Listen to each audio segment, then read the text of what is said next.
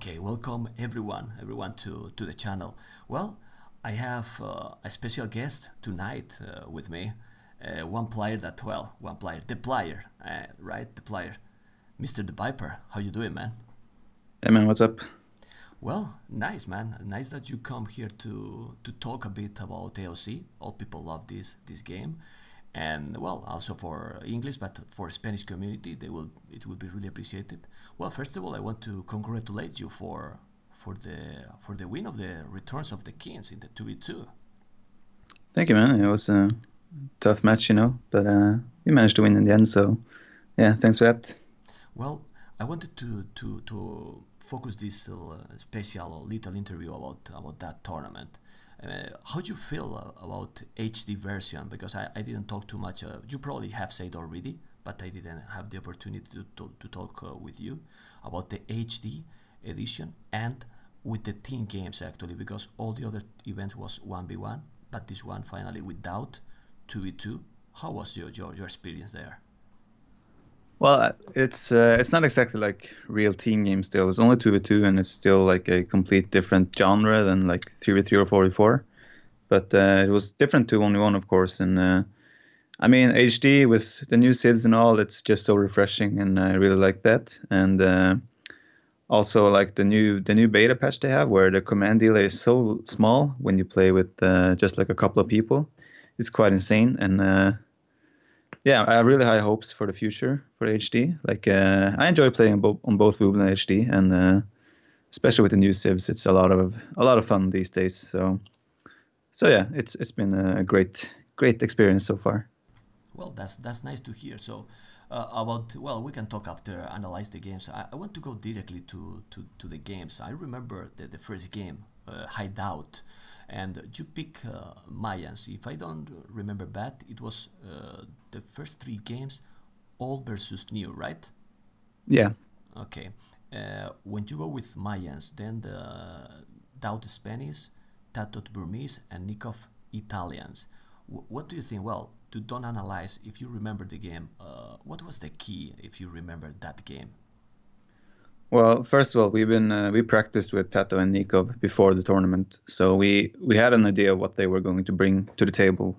So we knew that on Hideout, they wanted to play like Spain and Aztec. So what we wanted to do with, I mean, Arena was the second game, right? So we knew kind of what they wanted to play there as well. So we wanted to take away Spain from them because they, the settings are that the highest seed was able to pick if they wanted AOC civs or expansion civs for the first game. And we knew the map order as well, so we decided to pick AOC civs first because we knew they wanted to use Spain for like Arena and stuff. So we picked Spain for Hideout first, so they couldn't use Spain for Arena. But yeah, our game plan in general was going Spain and Mayans. We just wanted to wall up the sides and take it from there. And we kind of knew what was going to happen as well when they picked Italians and Burmese, because they like to play this super quick push with the condottiero. So we knew that one of them probably would try to play aggressive, and the other would just try to boom and get those condottiero really quick out, because they're pretty much like champions, quick champions, but you don't need any upgrades for them, right? And because of Italians, they have access to it. So like I said, we just wanted to wall off the sides and then adapt. We felt that with Spanish trade, for example, as long as we are like equal as we hit Imperial Age, it was all going to be good. So regarding the key, I think Nico's push didn't really do much. I was able to get 3 TCs up before I dropped the defensive castle, and yeah, from there I felt like the game was over when I saw him trying to do the castle push, because I knew that he was just going to be so far behind compared to the rest of us. So about the push in that situation, I remember exactly that he was trying to push, but you, like in the last second, was walling really forward. So even if he get inside, he had to walk too much with the arches. For Nico, for example, when you see it, or when he see that he's walled that far from your town center, what he can do to change his strategy, or you think that is already late? Because I had that feeling that being that far, your economy will be way ahead from him. Of course, a castle drop you want to push it into their face as much as possible, and those forward walls didn't allow him to do that. I guess the only thing he could have done was try to just switch into a boom himself or something like that. But I think their game plan was already like he was going to make a push and Tato was going to boom, and they didn't change that. They knew that I was walled all the way up on the front, but yeah, I don't know. Probably his best option would have been to switch into a boom himself, but yeah, I don't know. It's kind of hard to make like the right call on the spot. Yeah, and then I was when I was casting, I was like, well, you cannot even wall here because doubt with the honors, you don't need siege honors anymore. He Yeah. cut the middle, and it was game over completely. So that game was, well, it lasts longer, but seems to be pretty clear now, don't you think? Yeah, like it's kind of what our like we knew they were going to do the Condottiero thing. We knew Tato would probably go to our side because he was stonewalling his side. So what we would simply our plan just ended up being doubt, preparing Onager, just sending me like 10, 20 paladins so I wouldn't be like struggling 2v1. And then he should be able to just like overroll them by going through the middle. So I think our game plan that game was actually pretty perfect, actually. Yeah, and worked perfect as well. Yeah, yeah. Yeah, I want to go then to the second game because when I saw the civilizations, I was asking to myself and also telling to the viewers, well, Aztecs and Teutons. Well, most of the people know how strong are Aztecs in Arena. Then Teutons, it's like a good combo because with the bonus they have as well.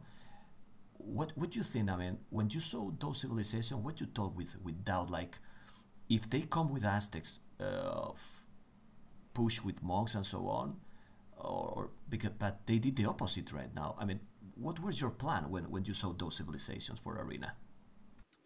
I think they were smart that game. In every practice game we did in Arena, they played super aggressively, and we kind of went a blind counter strategy. I made a few archers, Delt made some scouts, and we wanted to like catch them out on the map when they went aggressive. But they just both of them, I think, just boomed. Tato made some monks, and Nico added knights later on.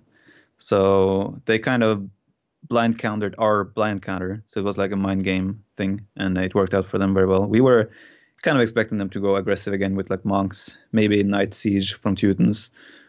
But yeah, they just mind gamed us there, and we just fell behind. But I still think we were in an okay spot if Doubt was walling a little bit more. But you know Doubt, he's a little bit greedy when it comes to these things. Well, I don't remember Doubt walling like crazy. That's also truth. But so this second game, the thing was like just the opposite according to the first one, more or less. Like instead of the pushing, they just did just the opposite, and it worked out. So it's better boom if because when you go so aggressive, if you fail, it's you are really in danger. In general, I'm talking, not only in that game. Well, it depends because Arena is a completely different map. You're spawning right in front of each other. On Hideout, it's like a long way around. So the potential for aggression in Arena is much more obvious, but at the same time, you have stonewalls there. So it can also be easier to defend. So it's just like a risk-reward thing, how many chances do you want to take. But like, yeah, Arena is one of the most difficult matchups to play when it comes to strategy. So it can always go either way, I would say. Yeah, well, remember Master of Arena 3 that you won. It was crazy, and there is so many crazy strategies. No matter if it's 1v1, 2v2, and exactly complete different map. Anyway, yeah, we can go and for the next one, Yucatan. I love these tournaments also. I don't know what you think because sadly that is a personal opinion. When you go to play or I'm going to casting, most of the times you see Arabia. But in these tournaments, okay, Hideout, Arena, now Yucatan. That is not a map that you see often also playing, not even in 1v1 or team games. The civilization were Tato Aztecs, Nico Berbers, you were Vietnamese, and Doubt Mongols. What about this civilization choice and about this map? Well, I love all the like different maps. I'm like from Age of Empires to Conquerors. I'm so bored of the meta game because it's always the same maps, always the same meta game. The same strategies are the strongest ones. And like the only way to switch it up is by introducing new maps. And Yucatan it's been played a couple times before, but it's far from like frequent in tournaments. So I like to play these different types of maps, and it always introduces new options, new civs, new strategies. So it's a lot of fun. Regarding the civ choices, we used the drafting mode, right? Captain's mode. So we picked Mongols first and revealed Mongols, and they picked Aztecs first. So we knew, okay, they're probably going to go Berbers to counter Mongols. Even though I don't necessarily think Berbers counter Mongols because they are so weak against siege rams. So we actually went Vietnamese to like counter Berbers again, and we thought we would have a stronger Imperial Age army. And yeah, that's pretty much our thought behind the civs. Yeah, then I remember that you pushed Tatot. Tatot was, in my opinion, way defensive. I don't know what you think. Yeah, I expected him to still like. I was expecting him to do some fast castle strategy. I didn't know if he was going to boom or do monks or like siege or anything, but I didn't expect him to just go blind fast castle without any militia or anything. So I think they were like trying to do like they did in Arena, where they just went mind games and expected us to play defensive and safe, since they had like Aztec, which is a super aggressive civ. So I think Tato was counting on me just walling up and like trying to protect myself from his rush, and therefore he just went blind fast castle with no army. And with his map, where all the three goals were like one goal was on the right side, he couldn't access it, and the other two goals were on the hill in the front. I think that was super risky, but at the same time, I think they were counting on me and Doubt playing safe, playing like a macro play style and just walling up, and they would want to get ahead in economy that way. Yeah, and also I remember how, because Dowd was a bit behind for a sec, but then he did his crazy boom, And what do you think? We can talk about these civilizations, old versus new. Do you really think that the new? I know that this is like a real global question because there is a lot of civilization, right? But in general, because I saw the Mongols and well, the power of the Mongols, like I like to say. Do you really think that they are way better than the old civilizations? I wouldn't say way better, but well, some of the new civs at least are like they would be probably top tier Age of Empires, the Like, Conquerors. Like Indians, for example, I think is super good overall in every map, every situation, pretty much. You have Malians, which is a good civ for mid game, but not that great Imperial. Ethiopians is a really strong civ. And on water maps, you have Italians. Italians is even really good on land maps. So like they're these types of civ, but I do think they're like in it's a little bit different though in team compositions. So in 2v2, I think mixing old civs together and new civs together, it's a little bit different. But in 1v1 situations, the new civs are definitely better, I would say. okay, well, we can jump then for the for this game. Probably you remember this because it was sick game to probably play. Nomad. Well, Nomad usually And most of the times, or most of the times, a lot of times is crazy, and that one mirror civilizations, Berbers and Mongols. How we can analyze that game? How can do that, Viper? well, like we all spawned so close to each other as well, right? So it was doomed to be a mess. I think I was little bit unfortunate. I was like in between all three of them, so like my access to resources in general was very low. I couldn't take stone, barely. I could barely take gold, but I think we were in a good spot until like I got kind of trapped in by Tato and Nikov together with towers all around my base, so I wasn't really able to do anything. While Doubt, I think that wasn't a good spot, but he didn't manage to like close the walls and stuff when Tato hit Castle Age. So before that, I think we're in an okay spot. I think that should have fish boomed earlier. I should probably have moved Turtle Sneakerville and fish boom as well, or transport villagers to try and find resources too. But in general, that's how not Nico, how Nomad works out. Taking map control in general, and yeah, like putting a lot of pressure with towers and stuff, just zoning out areas. Nikov did like a really good tower rush to disturb both me and Doubt. Tato made a few towers. I think he did archers as well, if I'm not mistaken. And Yeah, so like they just played like the delay game where Nico just sacrificed himself kind of to like slow me and doubt as much as possible, while Tato had more of a steady approach to the game. So it was a good tactic by them. But Nomad is always it's always like it decided somewhat of like where you put your TCs and stuff. So it's one of those kind of luck-based maps. But I think it's in general Forgotten Empires actually the HD edition. A lot of maps are fixed to some degree, so they are much more fair. Like Migration, for example, used to be much more luck dependent. But I don't know if you can ever do that with Nomad. But they had a better strategy for that game anyway, so they deserve the win there.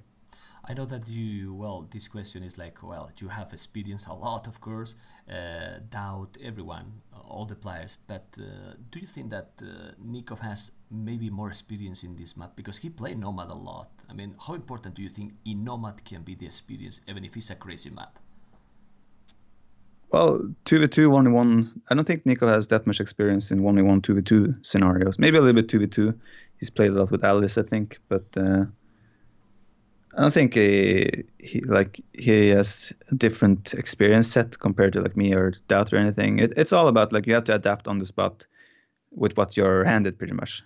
So it's like at this point I think like it doesn't even matter how much more experience any of us would gain in Nomad, because it's also dependent on the resources you're pretty much dealt around where you put your TC. Yeah, because it's a bit blind map, right? Sometimes, Yeah, for sometimes sure. in one side you see all the goal, and you locate there the TC, and in other games there is no goal or no stone, Yeah, like and the 2-2 game we had, me and Doubt versus Leary and Hart, the first round. Our Nomad map was so much better than theirs. They had no gold on their side of the map at all. zero. So it's yeah, exactly. So that's like it's how it is. That's how Nomad is. So that's also why people argue, should Nomad really be a part of competitive games? But like I like it. It's always interesting games and a lot of fun. So it's just like where are you going to put the value? Are you going to put it in entertainment or fair games? Yeah, well, anyway, it was the fourth game. I mean, if you win, it was over. But imagine a feed game with Nomad map. Yeah, Kinda yeah, for crazy, sure. right? It's Yeah, but at like the same time, like exciting. if they had a really bad map, the fourth game, it would really suck for them as well if they lost like that, you know. Yeah, And I remember in WSVG in Maldives, the semifinal, or actually the final losers bracket, Riot against Yo. Riot was up 1-0, but he lost the second game, which was Nomad, because I mean he was spawned into a position where he simply couldn't do anything. It was like over already just because of where he made his town center, right? So these kind of things really suck for competitive AOC. But you know, Nomad still has been one of the greatest maps. I mean, created some of the greatest games over the years as well. So it's like a give and take, I guess. well, and we have to let like some room for the lag, because if you we try to make all super fair, it can be also a bit boring at the end. No, Yeah, it can be also some challenge for the players as well. for sure, for sure. Okay, well, we can move to into the game five. Team Icelands. Team Iceland. Well, we can see here, like you were mentioning before, Italians civilizations, then the Doubt with the Vikings, and Tatot with Chimera. Of course, you with Italians and Nikov with Italians. What about this civilization here? You said a bit before, but well, Vikings, still Vikings being the number one on water. I don't think they're number one anymore, but they're still like must have in team games at least. I think Italians probably the best overall civ now on water. And then you have like civs that can compete, like Portuguese. Malay is very good in 1v1, but I think in team game Malay is not that good on water. But yeah, I still think like Viking is probably second best water civ behind Italians still. So me and Doubt, we had a game plan for that where we just wanted to get Imperial and win water, because we saw their civs, right? They had picked Khmer and Italians, so we knew that they were probably going to do some tricky stuff with a landing or something, since he can up without buildings or make ranges without barracks. So we knew that we just wanted to play the safe approach and win water, because in Imperial Age, I don't think we could lose water if we aren't like super far behind. So isn't maybe the Chimera like as civilization choice too predictable, like pretty obvious? Kind of, but at the same time, Khmer still have access to all the good water stuff, right? So they could go water as well. But of course, but then again, they could do like the mind game where me and Doubt might over prepare against a landing, and then they just both go water, and suddenly we might be behind in economy again. But yeah, they had a plan, they went for it, and we had our plan and we went for it. So it's like you have to make a decision, right? So and they did, and they went for it. Yeah, about the land, I don't know if you watched those games. It wasn't a mistake because they saw the land with the two scouts. They should wait probably to make archers and go directly with archers, right? Because they just showed you, hey, we are here. Yeah, probably would have been better for them to wait, but I'm still not sure if it would have worked because yeah, look, I'm always a fan of having control of water and fishing boats in these scenarios. Even if you lose 5, 10 villagers, as long as you have water control, I feel like you're still in a very good spot. But of course, if Tato was able to like maintain a big presence on the middle, which he kind of still did, even though we spotted their landing, it could have been more tricky, but yeah, it was definitely a mistake showing it too early, I think. Okay, well then it worked out because when you stop it, the land at the end with dot dragons with doubt and sorry and Tatot actually never recover 100% to go to water. Nikov was there, but it was well you got pretty much early the water control. So it was you got the feeling doubt and you that it was done. Well, honestly, I kind of thought it was done when I saw the civs because I thought, okay, just play it safe and we should have this. But of course, you never know. But I think Tato overinvested into like too much into the middle, the landing he did, because he was still trying to make things happen in Castle Age. He tried to make things happen in Imperial Age. So like he was never gonna get on water quick enough. While I had some presence in water, I was able to get fire ships, even though I committed all the way to like getting Tattoo off our island after a while. And we just wanted out to get to longboats. And Nico was never. I mean, you could argue that Nico should maybe have done a better job in cast stage on water because me and Doubt both went side docks, fairly quick cast stage times, but we none of us were able to invest that heavily on water. So I'm thinking like Nico should maybe have a little bit more pressure on us on water. But yeah, I'm not sure exactly. It's really hard to like analyze, but yeah, like first of all, I wanted to do front docks because we were expecting a landing, right? So I thought, okay, let's just do front docks, play safe, and stop him from landing, right? But Doubt felt uncomfortable since Vikings don't have the fire ships. He felt uncomfortable playing feudal age Grush without fire ships. So we ended up going for the side/back docks to play it safe. But then again, that also leaves room for what exactly they wanted to do, which is the landing. So I don't know. Like I personally also prefer to like take map control so you know what and can adapt to what they're doing. In this case, we were kind of playing blind, but yeah, it worked out in the end. How do you feel? Well, we analyzed pretty much all the games. How do you feel uh, playing better when play AOC in these kind of crazy games, or do you prefer to go for the safer mode, if you can call it like this, if you know what I mean, like more standard and with better echo, and then destroying Imperial? Because I have the feeling that with that, I mean, when you have your economy properly, you are like one or two step ahead, like more than if the games go crazy. I don't know what are your feeling about that. You mean me and Doubt as a team or myself? Well, now you. Um, well, when I became like climbed the ranks and started to become one of the better players, my best map was always mega random at first, mega random and full random. I was never the Arabia type of player at start, and I felt like that was because I was very good at adapting to weird settings, weird like hybrid maps and all this stuff. And I still feel like settings where there are water land combined, where there are potential for like land and water fights at the same time. I always feel like I have an edge there on those types of maps. So, but at the same time, I also feel like if I get to play a standard macro game, it's really hard to beat me as well. So it's I feel like I'm just a kind of a overall solid player on most types, I guess you can say. Well, So yeah, we know that. That's pretty obvious. But it's like if you feel, you know, sometimes I talk in the streams like, oh man, because when you are, I don't know, imagine if you start losing 2-0. That happens it was in the Maldives. You yeah. start losing 2-0. Is the psychological factor, or I mean, do you feel that pressure? Of course, you feel the pressure when you are in a situation like that. But I always feel like my mental state, kind of during games, is very good, and probably that helps me in some scenarios where other people might get nervous. I might get more. What's it called? You know, you get no, not temperament. You know, in football, Yeah. if you're yeah, you know, you just wanna you get more you just wanna really wanna do it, right? You really wanna do it even more instead of getting nervous or like scared to fail, so to say. Mm-hmm.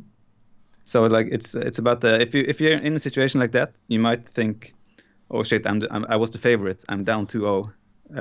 Am I gonna lose? Am I gonna lose? You might have that mindset, or you can just say like, fuck this, man, I'm gonna damn it, it's time to turn it around. I'm gonna really own this, you know?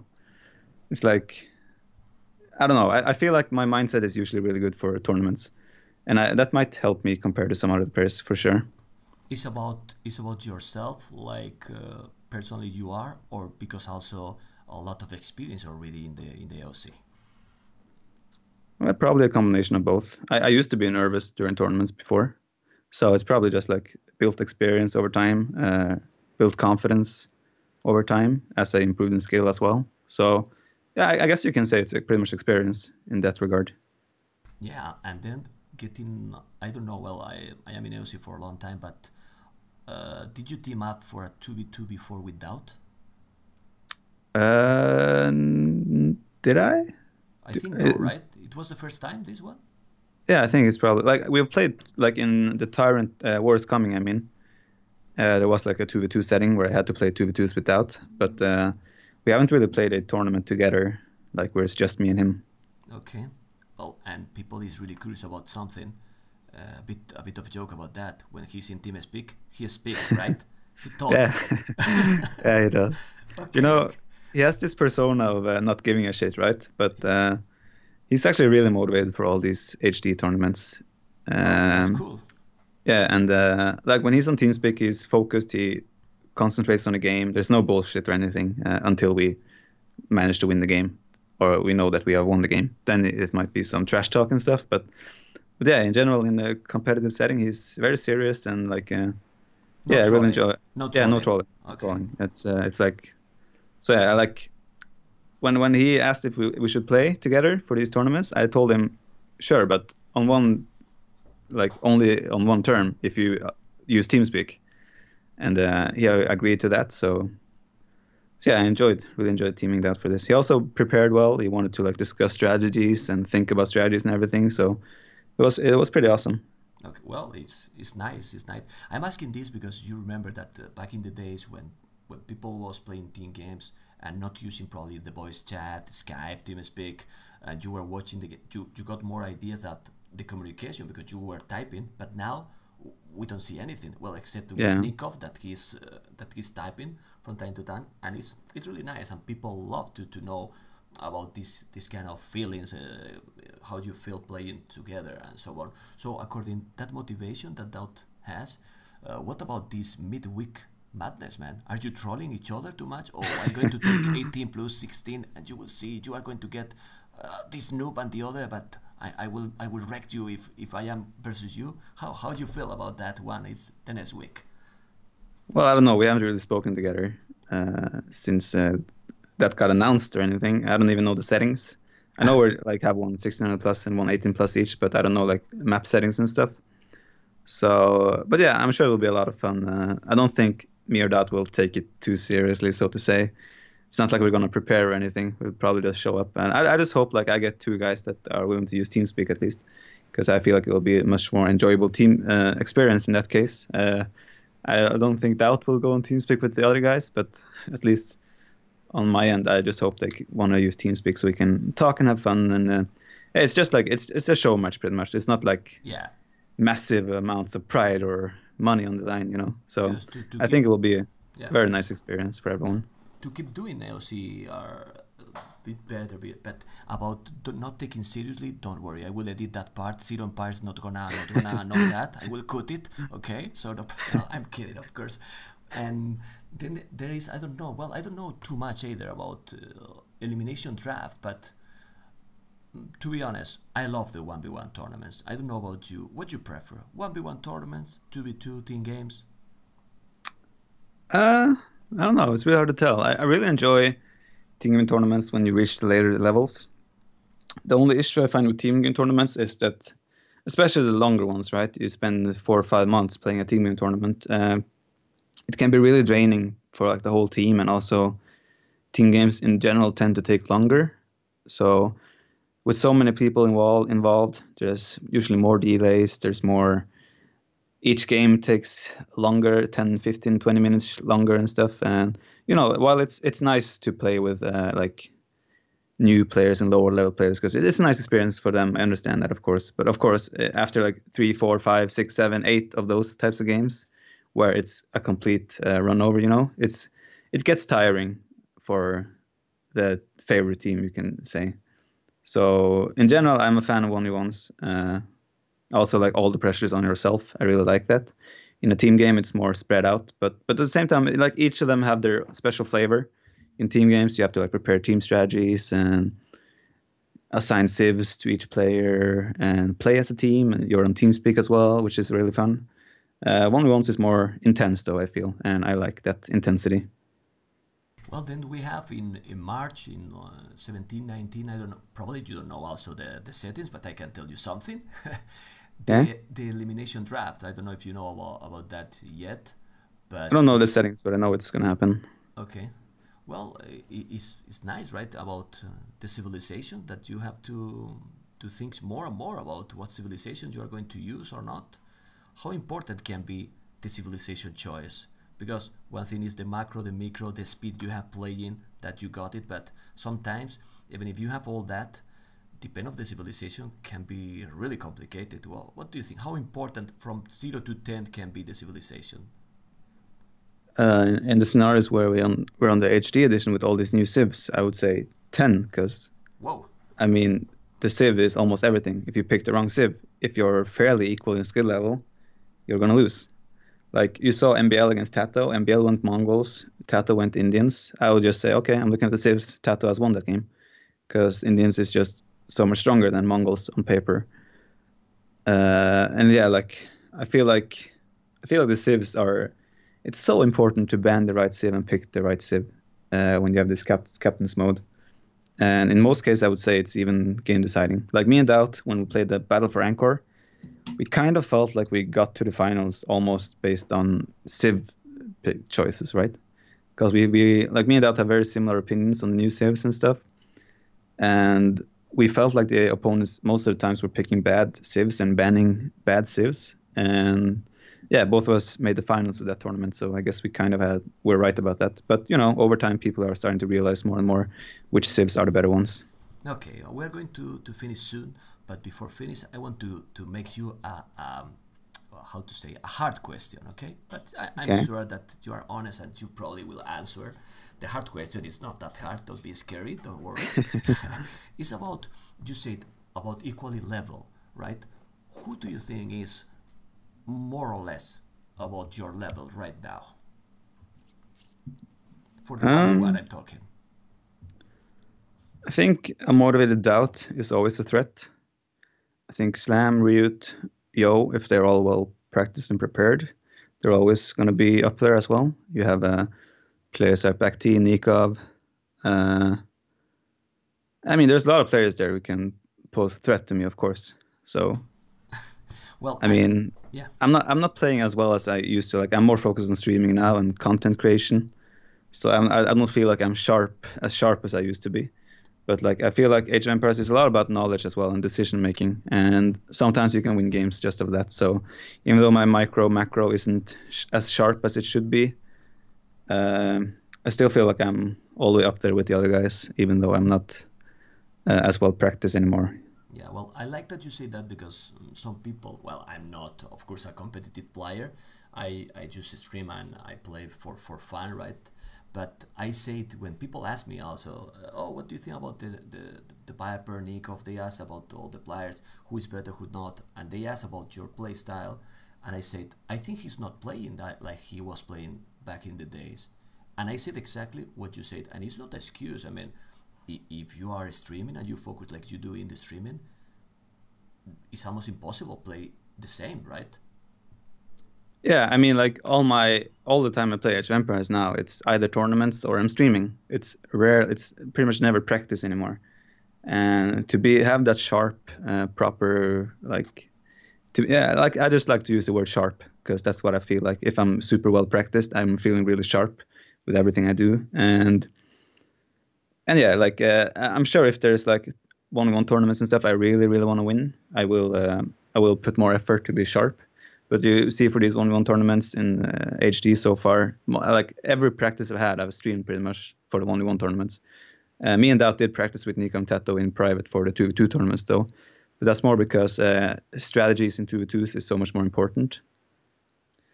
So yeah, but like I said, if there's like for the Gamescom thing coming up in August in Germany, I'm gonna be making sure I get enough practice to be like to give it a good shot to make it there, you know. So like the things I really value, I will definitely prepare and make sure I'm sharp for those.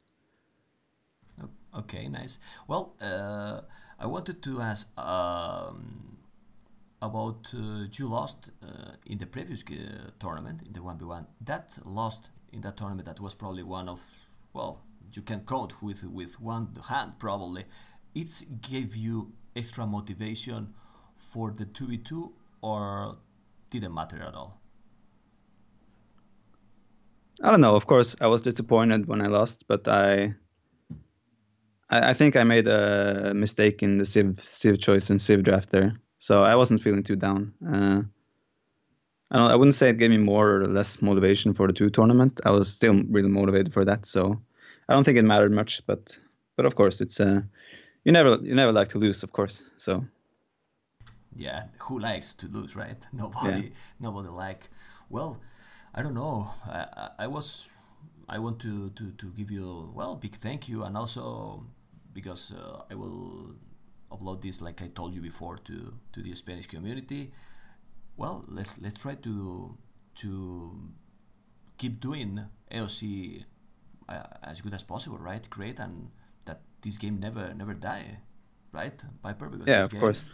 for me, it has something special. I'm sure that for you too. So with all these new tournaments and so on, keep playing because it's neat. Well, I always say that. I don't know if you have the feeling that I have the feeling, at least personally me, that there is daily, right, less games in a competitive because you don't see so many top players playing daily. What do you think about that? Well, it depends. I see always every day on Ruby there's like high level team games going on. 1v1 games, maybe a little bit less, but I think it also depends on tournaments that are happening right now. The HD edition tournaments, they are like they're quite limited. There's not as many players who get to play them, and all the other tournaments on Woobly are team game tournaments or like the balance patch, which in general not many players practice for, right? So if there was like a 5K 1v1 tournament taking place on Woobly, for example, I'm sure more players will be playing much more 1v1s. So it's like it has some relation with what's actually happening on the outside of the game, right? So so yeah, like I don't feel like the game is going down in any way or something like that. It's just like people are busy with the tournaments and stuff, and also of course everyone is aging, everyone has real life to attend to. But at the same time, I feel there's not a lot of new blood coming as well, and you have like these young guys like Leary, Hart, MBL. These guys are making new steps every day and becoming better and better. So I think it's still in a really good place. Well, that's what we all want. And well, Piper, thank you very much, and good luck for the next tournaments. Really a pleasure to have a nice talk with you here, man. No worries, man. It was a lot of fun. Thanks for having me. Ah, a pleasure, man, a pleasure. See you really soon, because I always finish with the same. We love this We game. love this game. Ah, come on, you also watch it. Okay. Of See you, course. man. A pleasure, Yeah, man. see you, man.